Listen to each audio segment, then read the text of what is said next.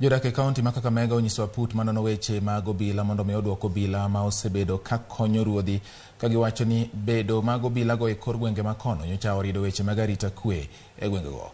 Ka gichiwo pachgi ni aput ma otele kod mane en jang'ad buche kata jang'ad bura maduong' ma pacho kae David Maraga e gwenge ma Mumias, jopiny go kwayo mondo duoknegi obila mag kanga kaluwore gi kethruok mag weche mag arita ma koro sani medore.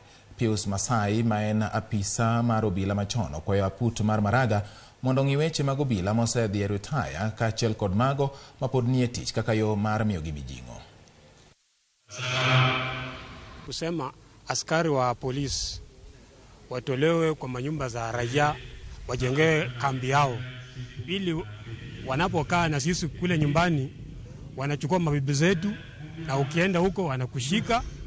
So polisi warudi wakuwe na kambi yao. Pendekezo la pili, pendekezo langu warudishe AP.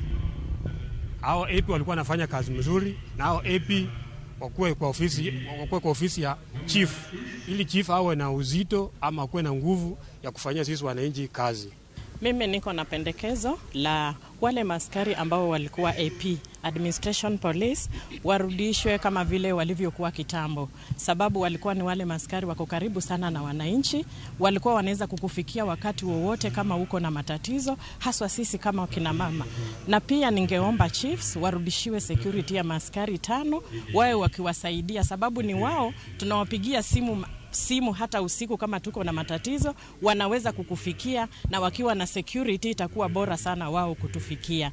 Amani ipo, tuachie hapo, ila ningependa kama alivyopendekeza rais wetu, yeye ameona sababu ya chiefs ama wadogo wao vile vile wawe na ulinzi kama alivyosikia askari 5 itakuwa ni bora sana.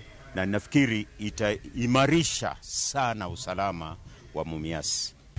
At this point we have only had the views, as you're saying, we're in the process of receiving views. And if you did not get the chance to present, you can still send us a memorandum. We are receiving memorandum via email, or you can even drop it in physical copies. But if you have an email, send to police.prisonreforms@interior.go.ke.